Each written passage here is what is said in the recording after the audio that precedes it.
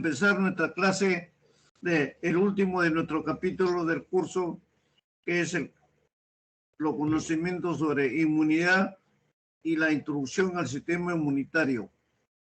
Todo relacionado con la interrelación, la interconexión entre todo el sistema inmunológico, tanto adquirido como el natural, con todos los procesos infectocontagiosos, con todos los procesos patológicos que se puedan producir en el organismo humano, sea en forma directa o indirecta. Es allí donde juega un papel fundamental nuestros principios inmunológicos del organismo humano.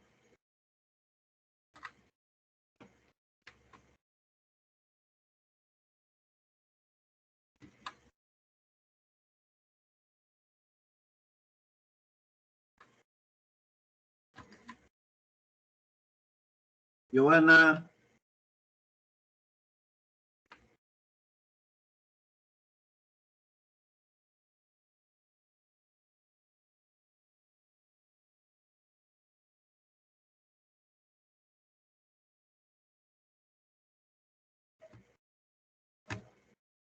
Aló, Giovanita. Corre. Ya. Bien. Superamos el pequeño desbalance técnico. Entonces, como manifestaciones de la introducción de todos estos principios, señalamos pues que nuestro sistema inmunitario ha evolucionado para protegernos básicamente de todos los organismos microbianos patógenos fundamentalmente. Todos sabemos que estos microorganismos, especialmente los que tienen una conducta intracelular, van a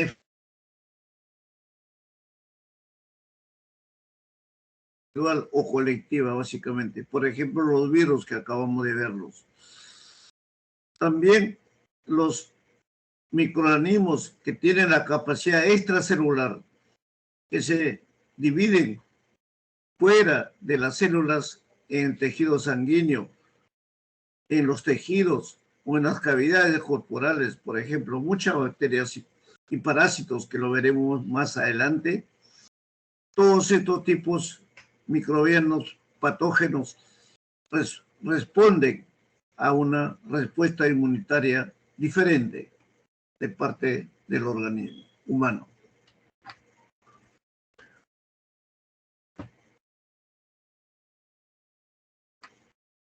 Son los fagocitos y los linfocitos, que son los que van a actuar como mediadores sumamente importantes, claves de la inmunidad en todos sus alcances. Estos fagocitos se manifiestan interiormente, especialmente a los patógenos, y son los que van a degradar a estos microorganismos. Lo van a deteriorar, lo van a lisar,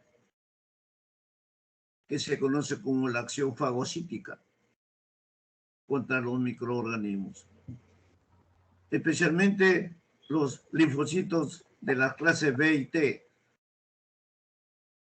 de los bursa dependientes y los timo dependientes, que son los que tienen pues los receptores específicos y que reconocen a los componentes moleculares específicos de los diferentes microorganismos, y además poseen fundamentalmente funciones especializadas para su acción inmediata.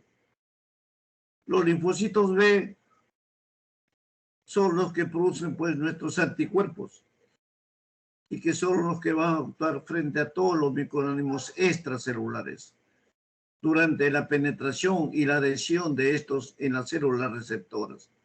Y los linfocitos T, llamados también linfocitos citotóxicos, son los que van a lisar, a destruir, a matar a las células infectadas, tanto por virus y algunas bacterias.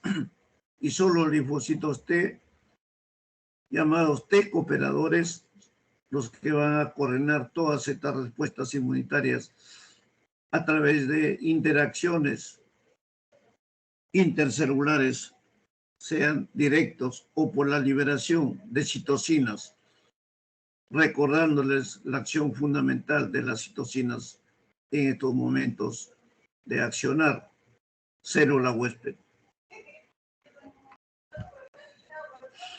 Por ello, todas las respuestas inmunitarias que se producen toman dos caminos, dos fases fundamentales.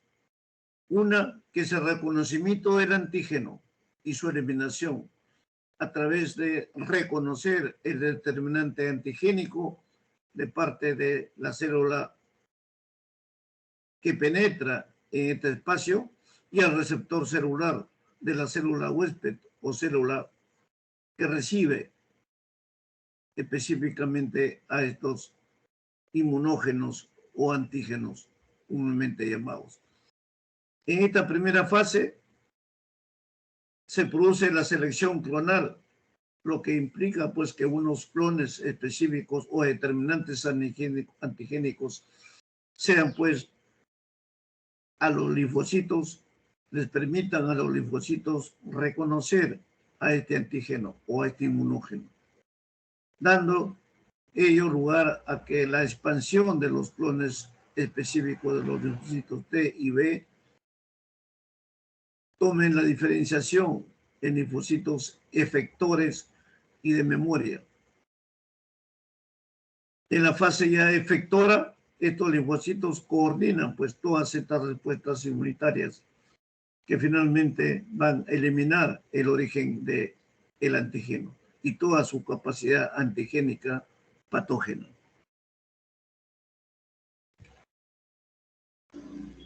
La principal función pues, de nuestro sistema inmunitario es prevenir y con ello limitar los diferentes efectos que produce una infección microbiana, originado por bacterias, virus, hongos, protozoarios, metazoarios y algunas otras sustancias producto de estos microorganismos. Esta protección es dada o proporcionada básicamente de manera primaria por las dos ramas del sistema inmunitario, que son la una formada o mediada o efectuada por células y la otra por anticuerpos, o sea, la inmunidad propia o natural y la inmunidad celular. Los otros componentes importantes del sistema inmunitario son pues el complemento y los fagocitos, que los ampliaremos en los conceptos más adelante. La otra medida tomada por las células consiste principalmente en la acción de los linfocitos T, por ejemplo, las células T cooperadoras y las células T citotóxicas, con efectos específicos sobre estos invasores al organismo humano. Mientras que la parte que es mediada por los anticuerpos, o sea, la función de los linfocitos B, y que se conoce como la acción linfocítica de las células plasmáticas. Nace entonces de hace muchísimos años ya la inmunología como concepto básico fundamental en todos estos mecanismos y explica a través de las diferentes acciones médico-patológicas, fisiopatológicas, este mecanismo.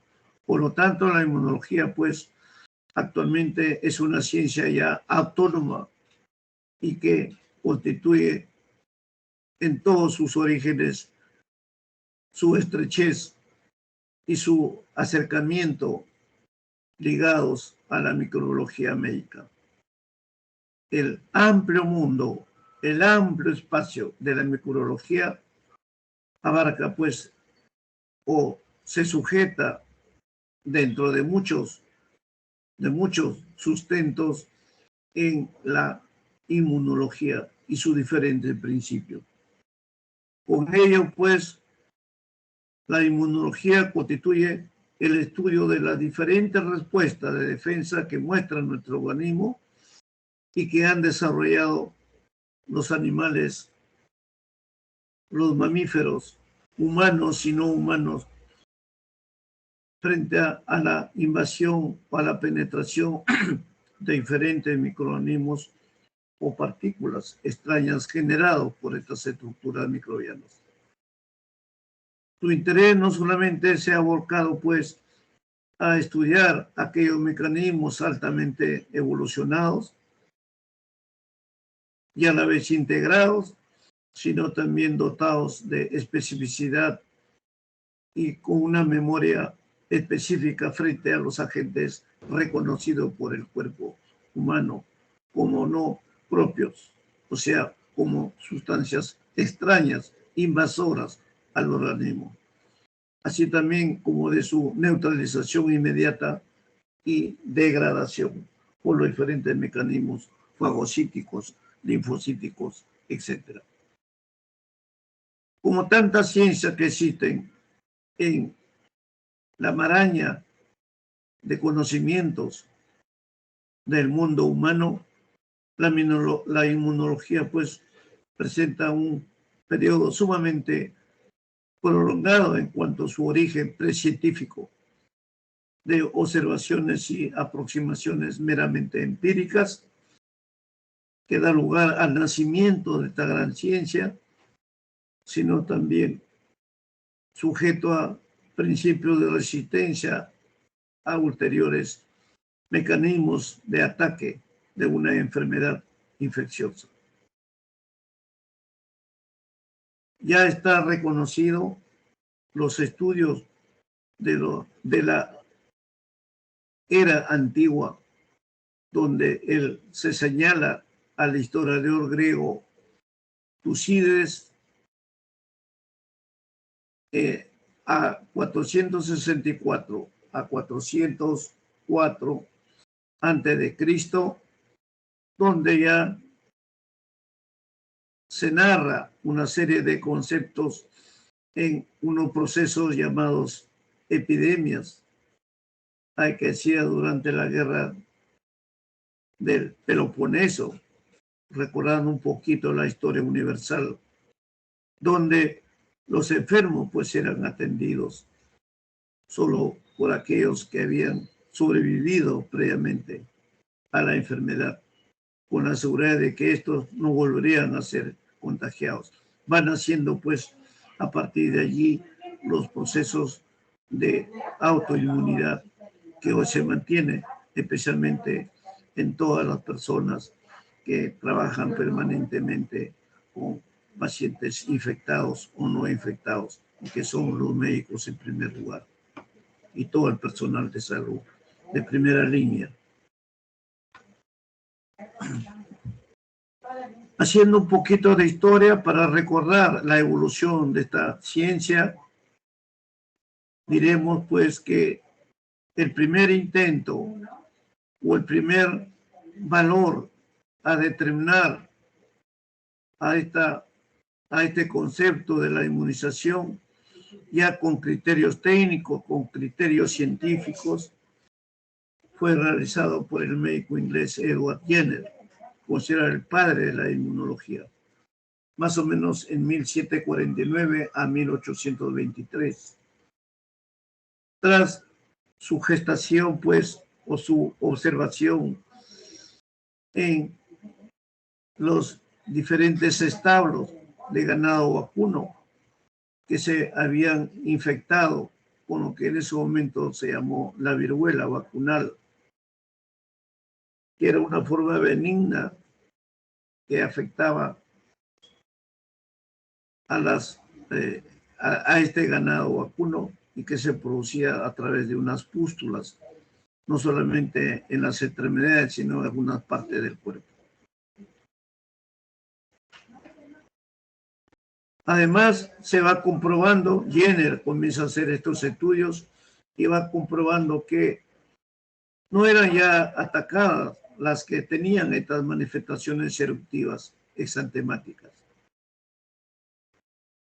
que se producía en la viruela humana. Ya en mayo de 1796 se inocula a un niño este fluido procedente de las pústulas del ganado vacuno de Sarah Neimes, que es el nombre histórico que antecede a este experimento. Evaluándose una semana después, el niño fue inyectado pues con pus de una cápsula de un enfermo de viruela, comprobando que no quedaba afectado por la enfermedad.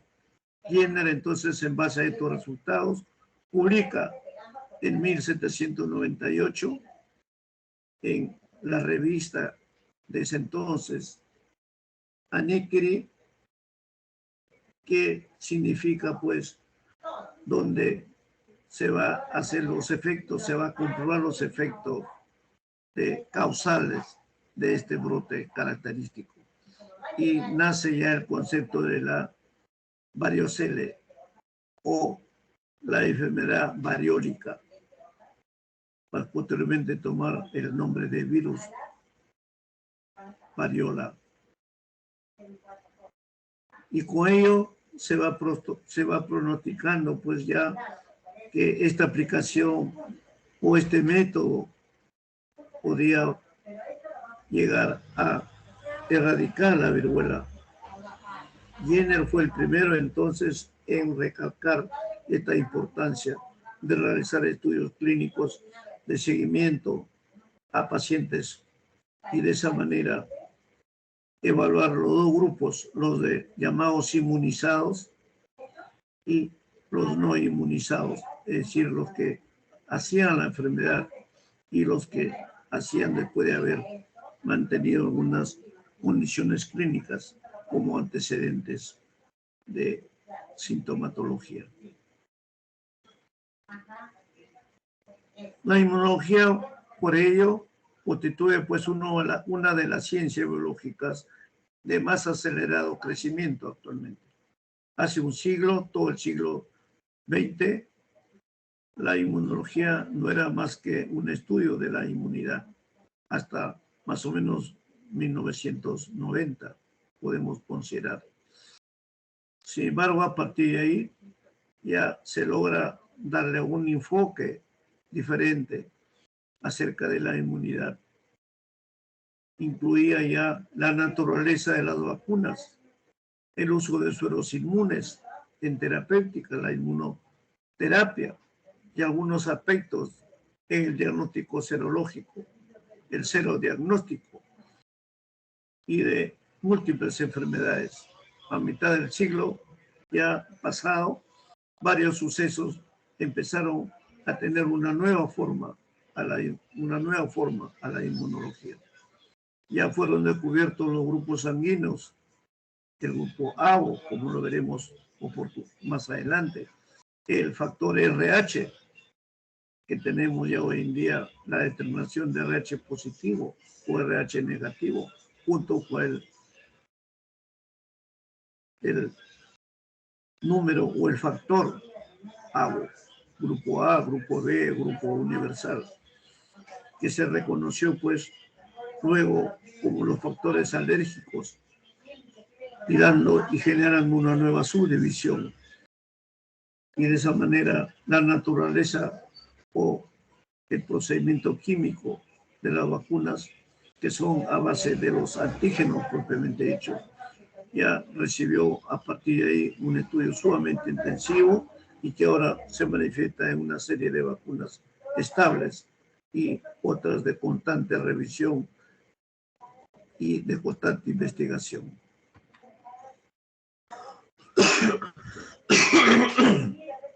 Perdón. Luego, pues, de manera inmediata, podemos decir, la naturaleza química de los anticuerpos, o sea, ya hoy día llamadas inmunoglobulinas, que son la inmunoglobulina A, B, la inmunoglobulina H, o sea, la inmunoglobulina G, la inmunoglobulina E, la inmunoglobulina D, ya se procede pues al descubrimiento más amplio de las enfermedades llamadas autoinmunitarias, hoy llamadas inmunosuprimidas. Y por esta inmunodeficiencia pues surgen las nuevas aventuras ya hecho realidad hoy en día en trasplantes de órganos y en los estudios de la base celular de todas las respuestas inmunitarias. Las mismas que se expandieron, se ampliaron tanto en los aspectos inmunoquímicos como inmunocelulares de la inmunología. En las últimas décadas, del 90 al presente, al año actual, en estas últimas décadas, repito, la inmunología se ha incorporado pues a muchas áreas ya específicamente, a la embriología, a la bioquímica, a la biología molecular, a la genética, a la fisiología celular y con ello determinar muchos orígenes en relación con diferentes neoplasias o cáncer, junto con la inmunoquímica de radioisótopos y la gran escala enzimática. Por ello, debido a la naturaleza ilimitada de la ciencia moderna, el conocimiento de la inmunología, pues, no solamente es útil en el estudio de muchas ciencias biológicas, sino también en plasmar los conocimientos, en dar las bases científicas para los conceptos de muchas nuevas enfermedades que hoy día atacan al mundo humano. El sistema hematopoyético, para recordarles, ya que ustedes esto lo han revisado ampliamente en el curso de histología. Sin embargo, la hematopoiesis pues significa, como saben ustedes, el desarrollo de la producción de células sanguíneas. Más o menos hasta el segundo mes del desarrollo fetal, o sea, las 8, 9 semanas, el saco vitelino, disculpen ahí el tipeo, el saco vitelino pues es el principal órgano hematopoyético, como sabemos, y que pues será reemplazado por el hígado y en un menor grado por el vaso, el cual hoy día se está considerando ya una función específica del vaso. El hígado pues continúa su contribución generando el desarrollo de las células sanguíneas hasta el nacimiento, al final del embarazo. La médula ósea, la que será el único tejido hematopoyético significativo después del nacimiento, empieza a funcionar hasta el cuarto mes de evolución humana, del desarrollo intrauterino específicamente. Y esto gradualmente va a reemplazar a la hematopoiesis realizada por el hígado en los meses sucesivos. La médula ósea, la otra parte fundamental de esta estructura hematopoyética, donde sabemos pues que el adulto tiene aproximadamente 3 kilos, de 1.5 a 4 kilos o kilogramos de médula ósea, lo que constituye el órgano más grande del cuerpo y que supera inclusive al hígado, tanto en peso como en volumen. Aproximadamente la mitad de la médula ósea es hematopoyéticamente activa. La médula también tiene por completo llena el espacio, que es la diáfisis de los huesos largos, y es divisible en dos mitades distintivas, básicamente, que es la médula blanca o amarilla y la médula roja. La médula llamada blanca consiste pues fundamentalmente en células de origen en grasas, y tiene pues generalmente estar colocada en una posición mucho más central. que eso lo han visto ustedes microscópicamente y también objetivamente. Por otro lado, la médula roja, que está localizada un poco más al perímetro, en la parte perimétrica, es la fuente de las células sanguíneas, el origen de las células sanguíneas. En la médula roja, pues, los precursores de estos elementos están mezclados junto con células troncales o troncos de los linfocitos, granulocitos y otros elementos de las formaciones semejantes. El sistema inmune, por lo tanto, en los vertebrados, pues, posee un mecanismo que es básicamente de vigilancia, llamado sistema inmune. El llamado sistema inmune, que es el que va a proteger a todos de todos los microorganismos causantes de las diferentes enfermedades o de patógenos en general, llámese bacterias y virus fundamentalmente, y de otras células cancerosas o neoplasias que aparecen en el sistema. El sistema inmune, pues, reconoce en forma específica a estos invasores extraños o cuerpos extraños o elementos extraños y los va eliminando de un modo selectivo y rápido.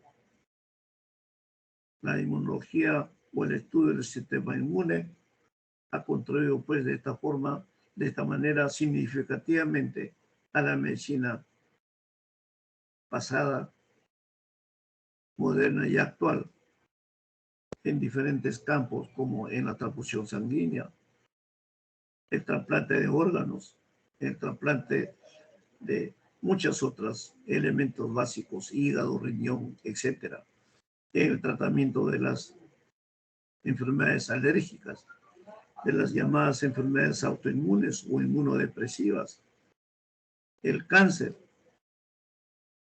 La inmunología, pues, ha realizado también diferentes estudios o conceptos fundamentales a la biología celular, molecular, permitiendo, pues, una mejor comprensión en la diferenciación que existe de la cooperación celular y el mecanismo por el cual, pues, los diferentes receptores celulares de la superficie celular desencadenan la proliferación y la diferenciación de estas estructuras.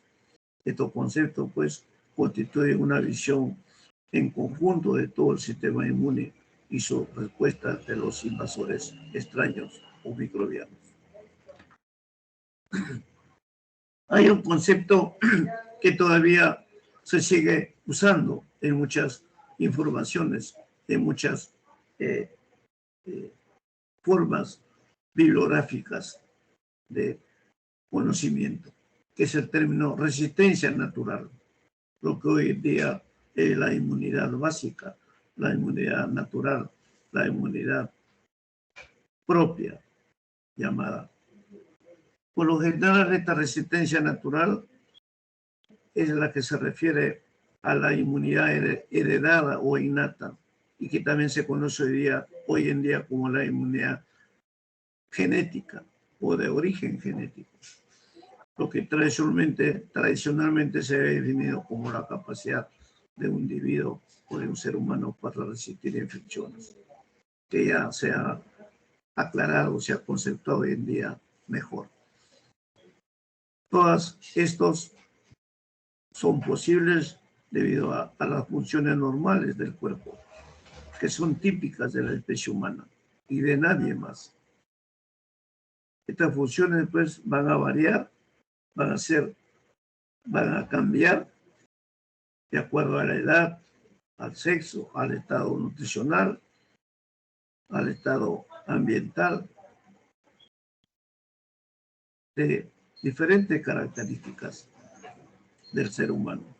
La resistencia natural, por lo tanto, no incluye, pues, la que se desarrolla a causa de una exposición previa a un organismo, a un microorganismo patógeno o a sus productos tóxicos derivados. Por ello, la resistencia natural está referida a las estructuras y funciones normales que no son adaptadas al cuerpo. La resistencia natural tradicionalmente se divide pues en dos sistemas: el sistema externo de defensa y el sistema interno de defensa.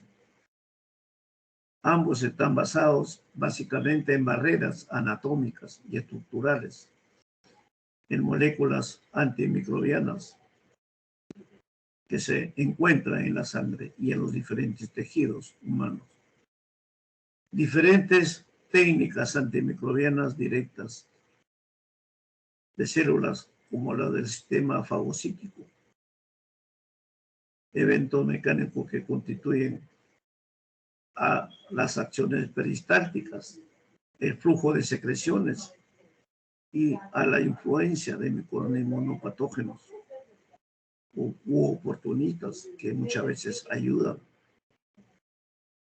mejoran la capacidad defensiva de los sistemas de defensa del organismo sobre esta capacidad de los microorganismos patógenos que poseen para colonizar e invadir el cuerpo humano. Ya se empieza entonces a partir de finales del siglo pasado a emplear la inmunidad, a tomar a los conceptos propios de la inmunidad natural y la inmunidad adquirida. Como hemos señalado, la inmunidad natural, o llamada también innata, o propia, o genética, y la siguiente, que es la inmunidad adquirida o adoptiva, llamados en algunos conceptos. La inmunidad natural, pues, por lo tanto, constituye la resistencia no adquirida a través del contacto con un antígeno microbiano. Esta inmunidad natural es específica, incluye defensas del huésped, tales como las barreras o agentes infecciosos, piel y mucosas y anexos. Ciertas células llamadas células asesinas naturales, ciertas proteínas, especialmente las que involucran a la función del complemento y también a los interferones, y a otros factores como la fagocitosis y la inflamación, factores defensivos inmediatos en cualquier invasión extraña hacia el organismo. Por otro lado, la inmunidad adquirida, pues, es consecuencia y se presenta después de la exposición de exposición microbiana hacia el organismo, y que es específica de acuerdo al factor determinante, antigénicamente determinante del invasor, y de ella pues intervienen anticuerpos y células linfoides y que pueden generar una inmunidad activa que constituye la resistencia después del contacto previo con estos determinantes antigénicos extraños que contienen los diferentes microorganismos, o también de las células trasplantadas. Este contacto, este acercamiento y contacto puede consistir en infecciones subclínicas o asintomáticas en algunos casos, que ustedes se evaluarán oportunamente, o la propiamente clínica. También las acciones de inmunización con agentes infecciosos vivos o muertos, que ya hoy día se emplea más a gérmenes vivos, especialmente en las vacunas o en los antisueros, o con sus antígenos previa disposición con estos productos microbianos, toxinas, toxoides o trasplantes de células extrañas. En todos estos casos, el huésped produce, pues, anticuerpos en forma activa y sus células linfoides van adquiriendo la capacidad para responder a estos antígenos o determinantes antigénicos con principios patológicos, inclusive malignos.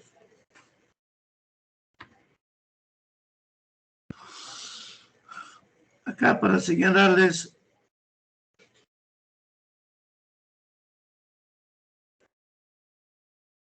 un cuadrito donde se señala el mecanismo de la inmunidad natural, donde vemos por el lado izquierdo la limitación en la entrada de los microorganismos, donde van a encontrar una serie de factores que van a impedir esta penetración o esta invasión, esta capacidad de penetración de estos microorganismos, como son la capa queratinosa o queratilofílica de la piel, que es una barrera mecánica exclusiva. La lisociema es otra enzima importante en los líquidos o fluidos y otras secreciones que van a degradar prácticamente el pectidoglucano de la pared celular bacteriana, como hemos visto anteriormente, especialmente en las células gram positivas. Los ácidos grasos cutáneos, que son los que van a inhibir la proliferación de muchos microorganismos. Los sitios respiratorios, que elevan la capacidad mucolítica con microorganismos que son tomados, atrapados en esos espacios. Y la presencia de una flora normal a nivel de garganta, del colon, vagina, y que son los que van a inhibir la colonización por patógenos muy importantes, como barreras primarias o naturales. El pH también a nivel vaginal, que va a impedir, pues, la colonización de estos microorganismos a nivel vaginal y evitar una serie de enfermedades a ese nivel. Y también en el estómago, donde inclusive la Escherichia coli, el cándida y otras bacterias constituyen las barreras de microorganismos benéficos para la fisiopatología digestiva. Y finalmente los fagocitos a nivel superficial, por ejemplo, los macrófagos alveolares, que tienen esta capacidad sumamente importante como factores de defensa de inmunidad natural. Y también intervienen en la limitación del crecimiento de una serie de microorganismos en el cuerpo, como son las células asesinas o las T asesinas naturales, la fagocitosis también y la acción de los neutrófilos, los interferones, que son los que van a estar evitando la replicación viral, por ejemplo, la transferencia especialmente de la lactoferrina, que van a ser las que van a secuestrar el hierro que es requerido para proliferación bacteriana. El complemento, nuevamente, es importante a este nivel. La temperatura corporal elevada en algunos casos. Se tiene, por ejemplo, en los baños termales de altas temperaturas, por arriba de 100 grados, que intervienen destruyendo muchas bacterias que se proliferan a ese nivel. Y en los factores respiratorios como defensas naturales importantes. El sistema inmunitario entonces pues ha evolucionado básicamente para proteger a la especie humana de estos microorganismos patógenos. Estos microorganismos intracelulares infectan pues a las células individuales, por ejemplo los virus con mucha frecuencia, mientras que otros microorganismos extracelulares se dividen también fuera de las células, en la sangre, en los tejidos o en las cavidades corporales. Como hemos visto, muchas bacterias y parásitos que veremos más adelante. Todos estos tipos microbianos patógenos generan o exigen pues, respuestas inmunitarias muy diferentes.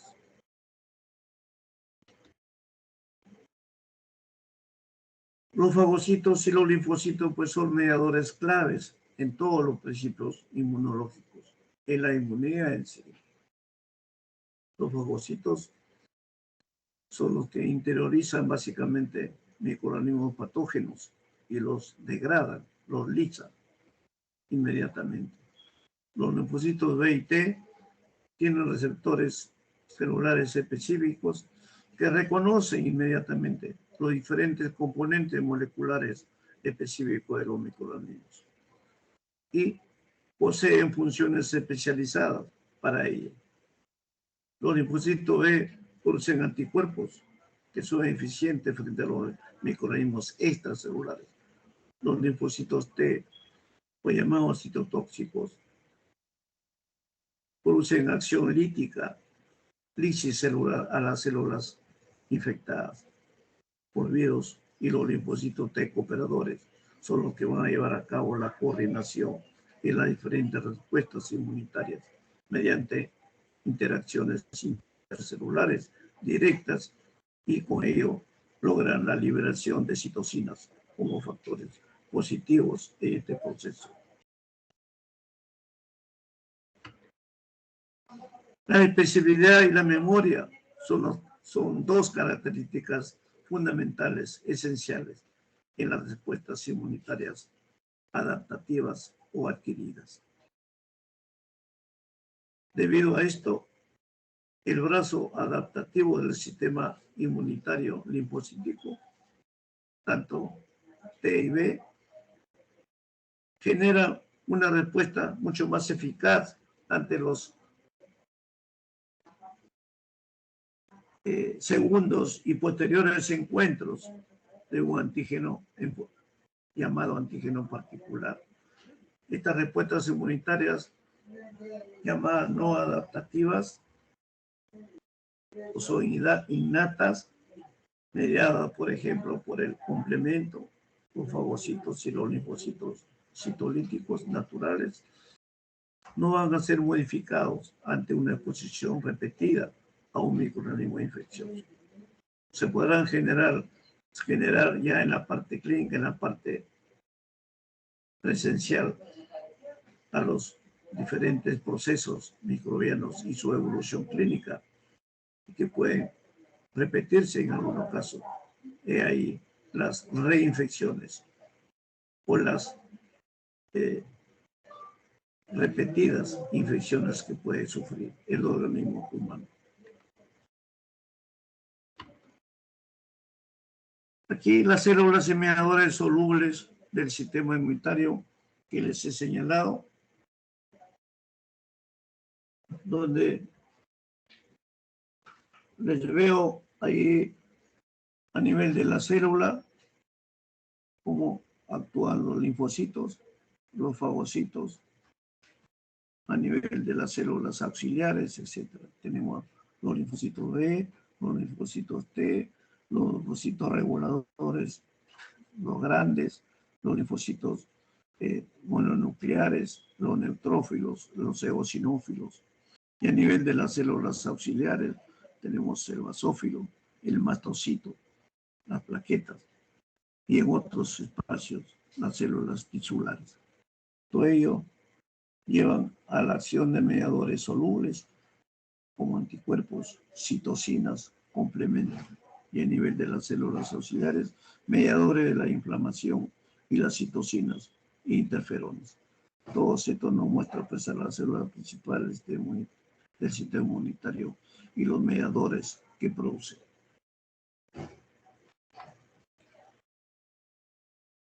Aquí, para mostrarles la célula pues, de la estirpe de los fagocitos mononucleares. Ahí tienen ustedes a nivel del cerebro las células de la microglia en la parte superior. Tenemos a nivel del vaso los macrófagos, a nivel de los riñones los fagocitos y mesangliales, a nivel del líquido sinovial las células a nivel de la célula troncal los precursores en la médula ósea, a nivel de los ganglios linfáticos los macrófagos llamados residentes y recirculantes, a nivel de la sangre los monocitos, a nivel del hígado las células de Kupler y a nivel del pulmón los macrófagos alveolares.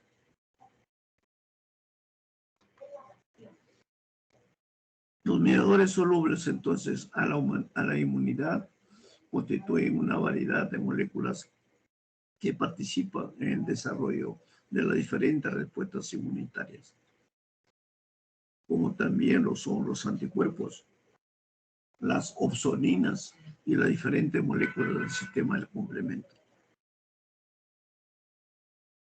La concentración sérica de varias de estas proteínas son las que van a aumentar en forma constante y rápida durante el proceso infeccioso, por lo que se llaman pues proteínas de fase aguda, donde ya disminuyen o desaparecen en la fase crónica o descendente de un proceso infeccioso. Un ejemplo de esta proteína de fase aguda es la proteína C reactiva, llamada así por su capacidad que tiene para unirse rápidamente a la proteína C de los neumococos, por ejemplo. Aquí tenemos una serie de elementos que nos muestran las defensas externas del organismo frente a la capacidad de invasión, de penetración de los diferentes microorganismos infecciosos en el cuerpo.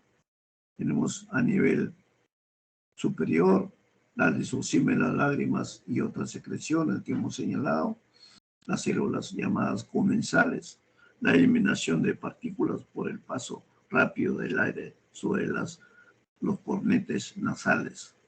La piel constituye una gran defensa externa básica, que es la barrera básica por la presencia de ácidos grasos comensales. A nivel de los bronquios tenemos el mucus, los cilios, a nivel del intestino el ácido intestinal, a nivel del pH bajo y comensales a nivel vaginal en el sexo femenino, así como el cambio rápido del pH en la flora normal a nivel de los comensales y el arrastre del aparato urinario, donde se lleva muchos elementos microbianos en el paso por ese tracto importante. El mecanismo de resistencia natural que hemos señalado, entonces, tenemos lo que hemos señalado anteriormente, el sitio tisular a nivel de la piel, constituye pues una barrera anatómica queratinizada, constituye el ácido láctico y los ácidos grasos insaturados y constituye una flora antimicrobiana normal, normal. A nivel del sistema respiratorio tenemos a los macrófagos alveolares y la película de moco, que constituye una acción ciliar a través de los cilios como estructuras componentes de este sistema. En el sistema genitourinario tenemos el lavado mecánico por la orina permanentemente, como también puede dar lugar a infecciones frecuentes, el pH ácido de la orina, que desfavorece a los microorganismos con ese pH, la lisosima, una enzima muy importante, el moco y la flora microbiana normal. Y a nivel gastrointestinal tenemos como agentes importantes la peristalsis, el pH alcalino del intestino delgado y otros elementos que favorecen este mecanismo. Los tipos de inmunidad que hemos señalado, acá lo graficamos en un cuadro que ustedes lo puedan manejar en sus conocimientos permanentes y rápidos. A nivel de la inmunidad innata, llamada natural o genética que hemos señalado, tenemos la inmunidad de especie, la susceptibilidad racial, ustedes verán que a nivel de las diferentes razas humanas en el mundo, la susceptibilidad de enfermedades o de agentes microbianos es variada. La diferencia de edad, igual. Ustedes a nivel pediatría o neonatología verán la prevalencia de enfermedades mucho más susceptibles que en el adulto, que en el anciano, etc. Las barreras importantes como son la piel y sus mucosas como componentes básicos de la inmunidad natural. Las diferentes secreciones, la temperatura importante y las influencias metabólicas y hormonales, básicamente. A nivel de la inmunidad adquirida, humoral o celular también llamada así, tenemos las dos formas, la pasiva y la activa. A nivel pasiva tenemos la perinatal propia de la edad, el desarrollo intrauterino del nuevo ser y a los sueros inmunes que se pueden manejar a ese nivel. Y a nivel de la adquirida activa es la enfermedad propiamente dicha que deja inmunidad a través de los anticuerpos persistentes de por vida en algunos casos o de tránsito temporal en otros. Y finalmente la vacunación, que es un mecanismo que produce una inmunidad adquirida sumamente valiosa e importante.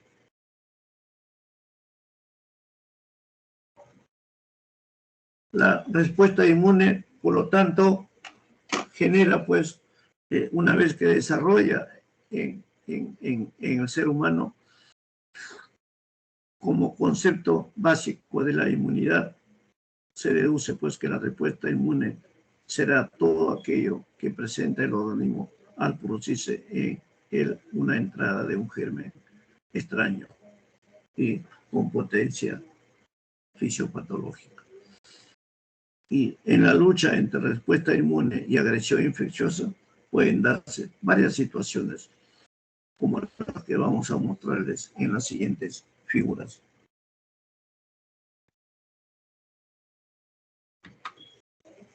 Ahí tenemos por el lado izquierdo superior cómo se produce todas estas posibilidades de la lucha pues, entre el germen invasor y la respuesta inmune humana. Tenemos, por ejemplo, el proceso de la curación, donde se produce la victoria de la respuesta inmune sobre el agente invasor microbiano, viral, bacteriano, micótico, protozoario, etcétera, etcétera. Vemos ahí a nuestros soldados inmunolinfocitos, macrófagos, complemento y todo nuestro sistema natural y adquirido que derrota al enemigo permanente y constante, que son los diferentes microorganismos.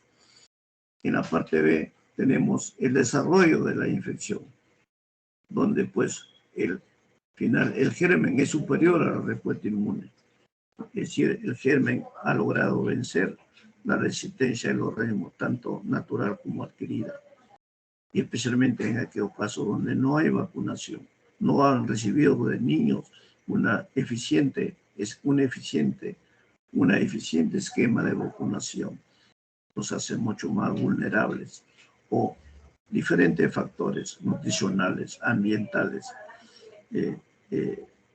mentales, que los hacen mucho más expuestos a estas infecciones y por lo tanto el germen vence y finalmente se desarrolla la enfermedad, a donde se tendrá que actuar ya con el criterio diagnóstico y terapéutico adecuado.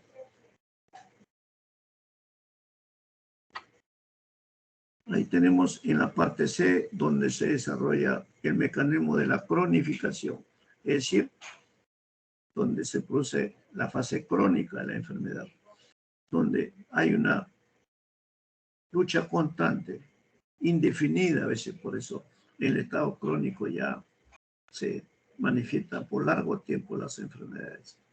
Por ejemplo, en enfermedades infecciosas, infectocontagiosas, donde el paciente permanece mucho tiempo infectado. Tuberculosis, por ejemplo, lo más saltable. En no infecciosa, la diabetes, por ejemplo, no infecciosa, pero es un mecanismo de inmunógenos no infecciosos, y donde vemos pues ese equilibrio entre la defensa del organismo a través de sus diferentes formas de inmunidad frente a la capacidad patógena, invasiva, tóxica del agente microbiano. Y finalmente tenemos las llamadas enfermedades autoinmunes o autodeficientes que tenemos hoy en día, donde pues nuestra respuesta es exagerada a veces frente al germen, y de esa manera se produce una acción nociva al organismo. Por lo tanto, hay esa capacidad que genera muchos procesos autoinmunes y finalmente pueden dañar el resto del sistema orgánico de la especie humana.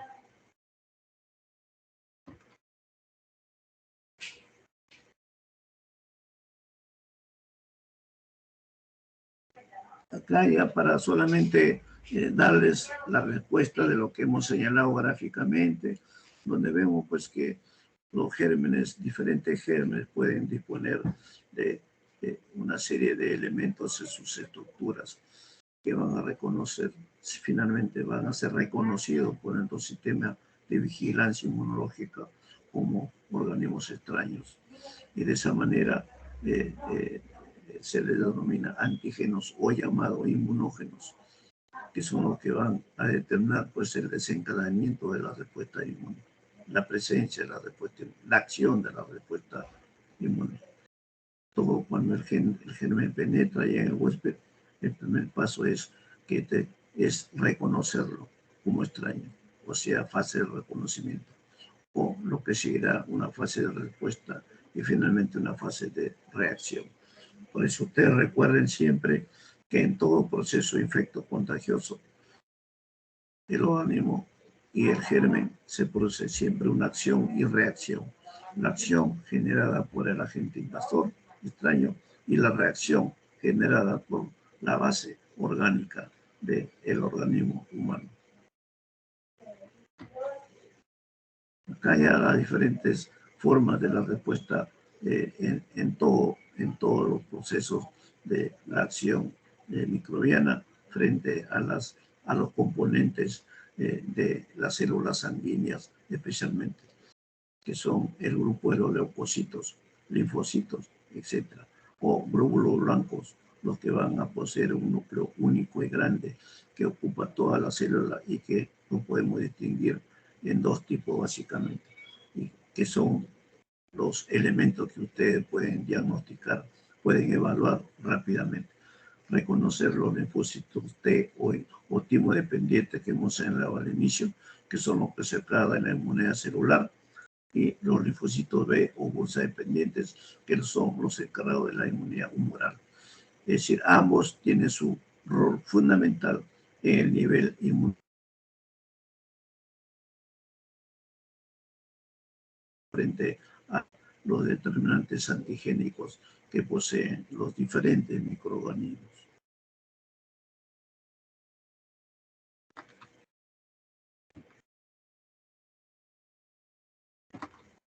Bien, con esto hemos terminado nuestra explicación de esta parte inicial de la inmunología humana, y que trataremos de avanzar en lo que es posible en estas 3 o 4 sesiones más, y que terminaremos en nuestro curso de parasitología en la parte parásito 1.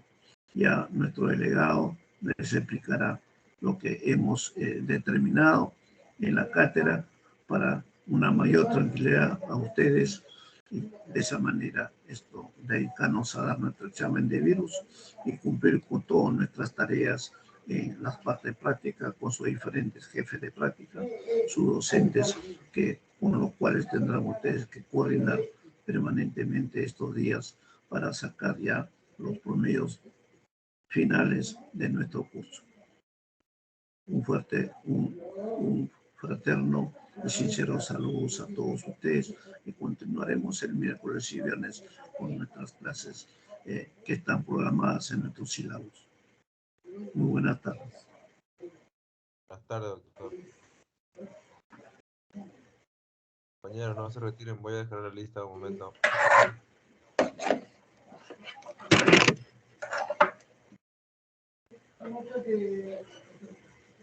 Ya dejé la lista, compañeros, ya pueden retirarse. Si tienen problemas me comunican por